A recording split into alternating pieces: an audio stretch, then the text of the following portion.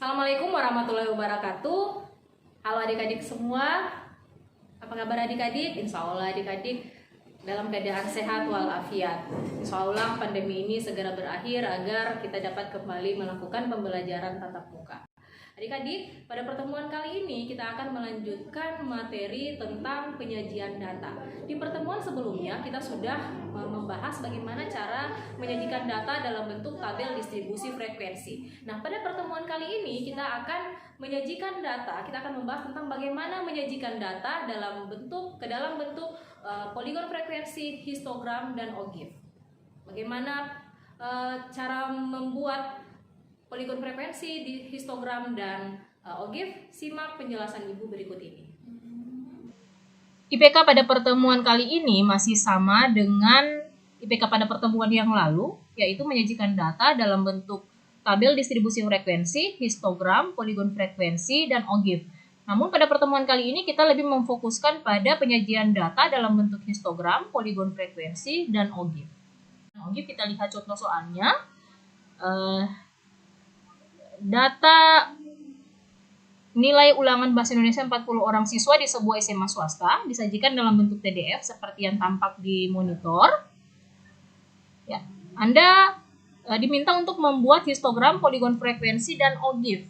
OGIF ini terbagi atas dua, yaitu OGIF positif dan OGIF negatif. Satu hal yang perlu diperhatikan, bahwa untuk membuat atau menyusun histogram, poligon frekuensi, dan OGIF, data harus sudah disajikan terlebih dahulu ke dalam bentuk PDF. Bukan data mentah ya, bukan data mentah yang masih belum terurut, tetapi datanya sudah berupa PDF atau tabel distribusi frekuensi.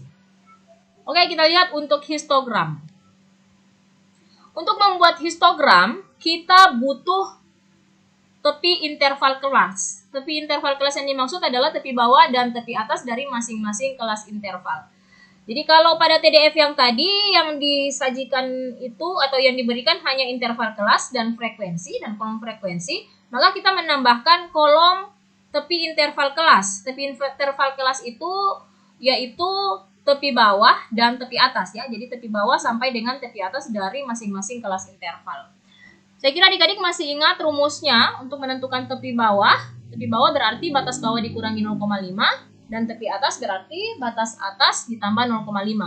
Jadi untuk kelas interval yang pertama 71, maka tepi bawahnya adalah 71 dikurangi 0,5, hasilnya 70,5. Untuk tepi atasnya 75 ditambah 0,5, 75,5. Kelas interval kedua 75,5 tepi bawahnya dari 76 dikurangi 0,5. Dan tepi atasnya 80 ditambah 0,5, hasilnya 80,5. Hingga seperti itu sampai dengan kelas interval ke-6 ya. Jadi frekuensinya ini tidak berubah. Yang kita tambahkan hanya tepi interval kelas. Oke, kita gambarkan pada koordinat kartesius seperti pada diagram batang kemarin. Jadi histogram ini hampir sama dengan diagram batang. Hanya kalau pada diagram batang itu saling terpisah antara persegi panjangnya atau batang-batangnya itu saling terpisah. Tapi kalau histogram dia berimpit satu sama lain karena dia berasal dari data yang kontinu. Kita lihat di sini. 70,5 sampai 75,5. Kemudian 75,5 sampai 80,5. Ternyata nilai 75,5 di sini yang merupakan tepi atas dari kelas interval pertama sama dengan tepi bawah dari kelas interval kedua. Seterusnya seperti itu. Tepi atas pada kelas interval kedua sama dengan tepi bawah dari kelas interval pertama. Jadi dia tidak putus, datanya tidak terputus, ya. Ini kalau kita pindahkan, jadi kalau kita pindahkan pada koordinat kartesius, pada koordinat X itu mewakili ini, tepi interval kelas. Jadi 70,5 sampai 75,5, 75,5 sampai 80,5, 80,5 sampai 85,5, 85,5 sampai 90,5, 90,5 sampai 95,5, 95,5 sampai 100,5. Ini yang saya bilang tadi datanya tidak terputus. Sehingga ini kita lihat pada sumbu Y itu mewakili frekuensi ya. Sebagai frekuensi di sini ini saya ambil kelipatan 2. Kelipatan 2 ini mewakili nilai-nilai yang ada pada kolom frekuensi. Kita lihat kelas interval yang pertama 70,5 sampai 75,5. Frekuensinya adalah 2. Berdasarkan kolom ini, berdasarkan tabel ini, frekuensinya adalah 2. Kita lihat. 2 ya. Dia akan lanjut terus dengan 75,5 sampai 80,5 atau kelas interval kedua, frekuensinya 4. Lanjut lagi 80,5 sampai 85,5 itu 12. Kemudian 85,5 sampai 90,5 itu kelas interval keempat 13. 90,5 sampai 95,5 itu 6 frekuensinya. Dan 95,5 sampai 100,5 frekuensinya 3. Ini yang saya bilang datanya kontinu, sehingga persegi-persegi panjangnya ya itu saling berimpit satu sama lain. Adik-adik masih ingat dengan diagram batang? Kalau diagram batang itu terpisah. Ya, kalau ini lanjut terus. Ini kontinu, bersambung ya. Tidak terpisah. Itu karena dia berasal dari tepi interval kelas yang kontinu, yang tidak terputus. Oke, jadi ini untuk histogram. Selanjutnya poligon frekuensi. Nah, kalau pada histogram tadi untuk membuatnya kita butuh tepi bawah dan tepi atas dari masing-masing kelas interval. Untuk poligon frekuensi yang kita butuhkan adalah nilai tengah dari masing-masing kelas interval. Jadi TDF kita lengkapi dengan atau kita tambahkan dengan kolom nilai kelas, nilai tengah kelas atau kita singkat XI ya. Kita simbolkan XI. Adik-adik masih ingat dengan rumus nilai tengah kelas, yaitu 1/2 ditambah batas bawah tambah batas atas, atau batas bawah ditambah atas dibagi 2. Untuk kelas interval pertama, batas bawahnya 71, batas atasnya 75, maka nilai tengahnya atau XI-nya adalah 71 ditambah 75 dibagi 2, hasilnya 73. Kelas interval kedua, 76 ditambah 80 dibagi 2, hasilnya 78. Kelas interval ketiga 81 sampai 85, maka 1/2 dari 81 ditambah 85 hasilnya 83 dan seterusnya sampai kelas interval ke-6 96 ditambah 100 bahagi 2, maka nilai tengahnya adalah 98. Nah, sama poligon frekuensi juga kita gambarkan pada koordinat kartesius dengan sumbu X itu mewakili nilai ya, nilai yang ada pada nilai tengah yang sudah kita cari tadi, kemudian sumbu Y-nya adalah frekuensi. Kalau pada histogram itu identik dengan diagram batang, maka poligon frekuensi ini identik dengan diagram garis ya. Maka kita perlu titik-titik atau poin-poin sebagai nantinya yang akan kita hubungkan menjadi sebuah diagram. Yang pertama, pada titik tengah 73.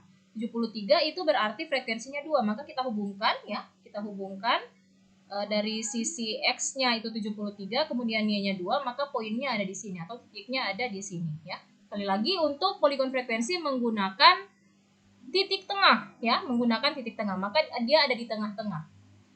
Kemudian untuk kelas interval kedua 78, frekuensinya 4. Ya, kita lihat titiknya. Kelas interval ketiga 83 itu 12 frekuensinya. Kelas interval keempat frekuensinya 13.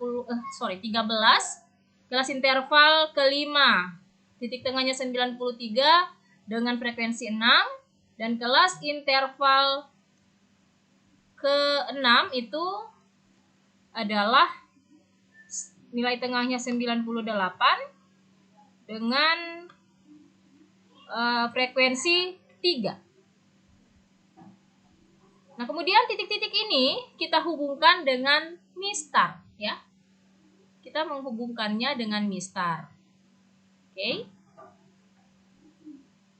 Maka inilah yang disebut dengan poligon frekuensi. Kalau kita sandingkan dengan histogram, kita lihat maka seperti ini. Iya.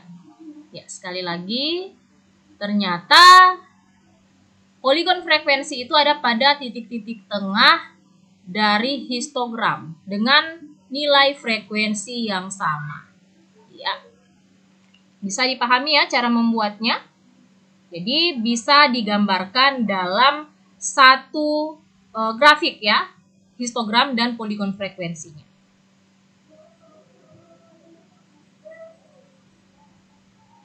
Yang berikut OGIF. OGIF ini terbagi atas dua adik-adik ya, ada OGIF positif dan OGIF negatif. Nah, seperti apa kita lihat perbedaan antara OGIF positif dan OGIF negatif. Untuk membuat OGIF positif, kita butuh frekuensi kumulatif ya, frekuensi kumulatif dan kurang dari tepi atas kelas interval ya.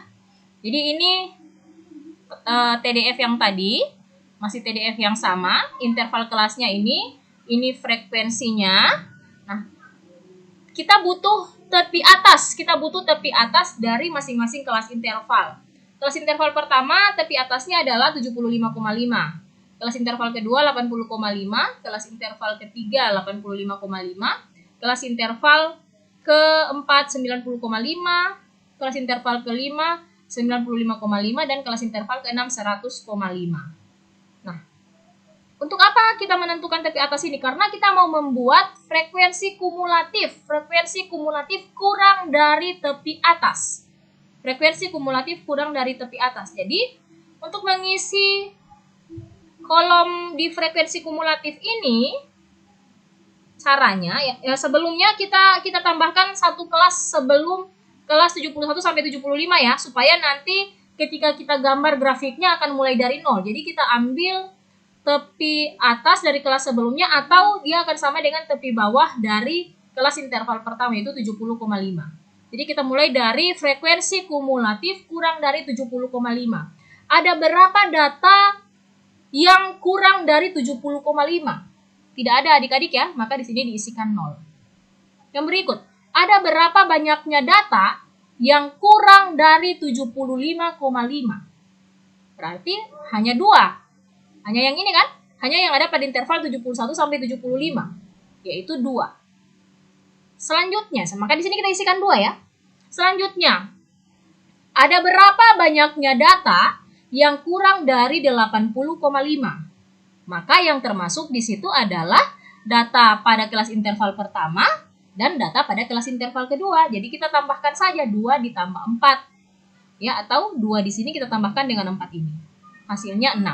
Jadi 6 di sini diperoleh dari 2 tambah 4. Untuk kelas interval ketiga, kita lihat banyaknya data yang kurang dari 85,5. Berarti mulai dari kelas interval pertama sampai dengan kelas interval ketiga, yaitu 71 sampai 75 sampai dengan 81 sampai 85 itu termasuk pada frekuensi kumulatifnya ya, termasuk di kelas ini yang frekuensi kumulatif data yang kurang dari 85,5 atau banyaknya data yang kurang dari 85,5. Jadi kita tambahkan saja 6 tambah 12, 18. Selanjutnya yang kurang dari 90,5, 18 tambah 13, 31. Yang kurang dari 95,5, 31 tambah 6, 37. Kemudian yang kurang dari 100,5 semuanya ya, berarti 37 ditambah 3 hasilnya 40. Nilai di sini ini frekuensi kumulatif yang terakhir pada kolom terakhir harus sama dengan yaitu 40, sama dengan sigma atau jumlah frekuensi di sini ya, sama-sama 40 ya. Jadi sudah bisa mengisi ini ya. Perhatikan cara mengisinya, kita jumlahkan saja.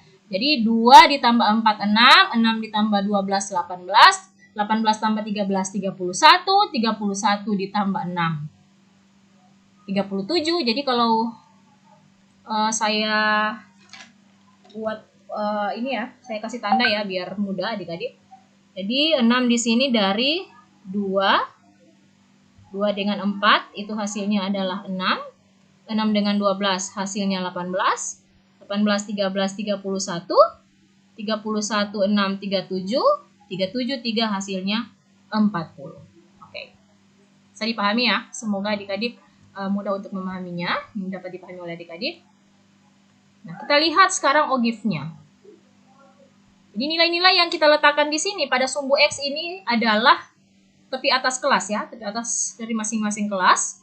Jadi yang ini yang kita sudah tuliskan tadi. 70,5, 75,5, 80,5, 85,5, 90,5, 95,5 sampai 100 dan 100,5. Sementara pada sumbu Y ini frekuensi kumulatifnya. Saya di sini mengambil kelipatan 5 agar ini semuanya bisa terwakili ya, agar agar ini bisa terwakili. Nilai yang ada pada frekuensi kumulatif. Jadi bukan lagi frekuensi yang ini yang kita isikan, tapi frekuensi kumulatif. Kita bisa lihat di sini ternyata semakin lama dia semakin naik, semakin besar ya, 0, 2, 6, 18 frekuensinya semakin tinggi. Makanya kenapa dia dikatakan OGIF positif. Kita lihat gambarnya. Ya, 70,5 itu tadi 0 ya. Ini yang saya bilang tadi kita buat mulai dari 70,5 supaya grafiknya mulai dari 0. Ya, 2, 75,52, 80,56, 85,5 itu 18, 90,5 31, 95,5 37 dan 100,5 40. Kita hubungkan, ya, kita hubungkan. Kalau tadi pada poligon frekuensi kita menghubungkannya dengan mistar, nah kalau di sini kita harus menghubungkannya tidak perlu dengan mistar karena OGIF itu berupa kurva mulus, ya seperti ini. Kurvanya mulus, ya, bukan yang ini, tapi yang ini OGIF-nya. Jadi OGIF itu tidak patah-patah seperti ini, tidak sama seperti diagram garis yang kita hubungkan dengan mistar, tapi dia berupa kurva mulus. Kita lihat dia mulai dari 0 naik sampai nilai maksimumnya adalah 40. Makanya kenapa dikatakan OGIF positif. Ya, jadi kenapa dikatakan OGIF positif? Jadi sekali lagi untuk membuat OGIF positif, kita harus membuat tabel frekuensi kolom frekuensi kumulatif kurang dari tepi atas. Selanjutnya OGIF negatif. Kalau tadi pada OGIF positif kita menambahkan kolom frekuensi kumulatif kurang dari tepi atas, kalau untuk OGIF negatif kita menambahkan kolom frekuensi kumulatif lebih dari tepi bawah. Ya, jadi kita membutuhkan tepi bawah dari masing-masing kelas interval. Nah, saya kira adik-adik sudah tahu ya kenapa di sini 70,5. Jadi kita lihat tepi bawah dari 71 itu adalah 70,5 dan seterusnya sampai di sini terakhir. Kalau tadi OGIF positif kita tambahkan satu kelas di atas, nah sekarang kita tambahkan satu kelas di atasnya agar sama dengan yang tadi, tujuannya supaya grafiknya nanti berakhir di 0 ya, berakhir di 0. Nah, sekarang bagaimana cara mengisi frekuensi kumulatifnya? Kita lihat. Frekuensi kumulatif lebih dari 70,5. Ya, ini cara membacanya, frekuensi kumulatif lebih dari tepi bawah ya, berarti frekuensi kumulatif lebih dari 70,5. Ada berapa data yang lebih dari 70,5? Kita lihat. Semua data ini ya, itu berada di atas 70,5. Berarti ada 40. Ada 40 ya. Nah, untuk yang kedua, frekuensi kumulatif lebih dari 75,5. Ada berapa jumlah data yang lebih dari 75,5? Ada berapa? Jadi, kita kurangkan dengan yang sana, kita kurangkan dengan kelas interval pertama. Jadi, kelas interval pertama tidak akan masuk di sini karena dia hanya di antara 71 sampai 75, sedangkan sekarang kita mau mencari banyaknya data yang lebih dari 75,5. Maka 40 kita kurangkan dengan 2. Hasilnya adalah 38. Jadi saya kasih garis seperti ini ya, biar jelas. Jadi 40 dikurang 2 hasilnya 38. Selanjutnya di kelas interval ketiga. Kelas interval ketiga, frekuensi kumulatif lebih dari 80,5. Ada berapa? Maka 38 ini akan kita kurangi dengan nilai pada kelas interval kedua. 38 dikurangi 4 hasilnya 34. Selanjutnya yang lebih dari 85,5 berarti kita akan kurangkan 34, kita kurangkan dengan 12 hasilnya 22. Dan seterusnya seperti itu. 22 dikurangi 13, 9. 9 dikurangi 6, 3. 3 dikurangi 3 hasilnya 0. Sehingga terakhir di sini harus jadi 0. Kalau ini harus sama dengan yang sana ya. Ya, ini harus jadi 0. Sekarang kita lihat OGIF negatifnya. Jadi pada sumbu X kita cantumkan nilai-nilai pada tepi bawah masing-masing kelas. Ini ya. Yang ada di sini kita pindahkan ke sini. Kita pakai dan untuk sumbu Y untuk frekuensi kita gunakan juga masih kelipatan yang sama, kelipatan 5. Nah, kita lihat untuk 70,5. Ya, kita lihat 70,5 40. Ya, ini 40 ya. Kemudian 75,5 38.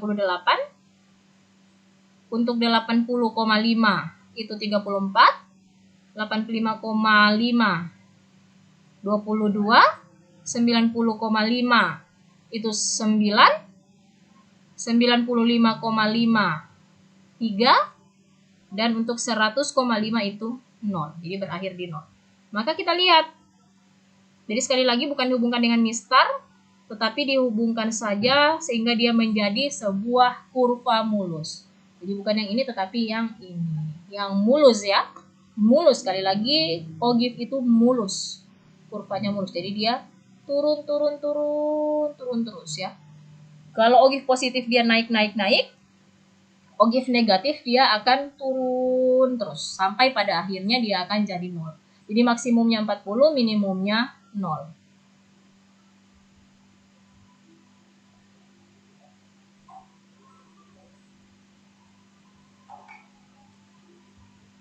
Nah, sebagai latihan adik-adik di rumah, ini ada data disajikan dalam bentuk TDF. Ini data tinggi badan 30 orang pemain sepak bola di sebuah klub. Adik-adik bisa lihat. Ini sigma FI-nya 30, kelas intervalnya ada 5, panjang kelasnya 5. Jadi 160 sampai 164 berarti panjang kelasnya 5 ya. 164 kurang 160 ditambah 1.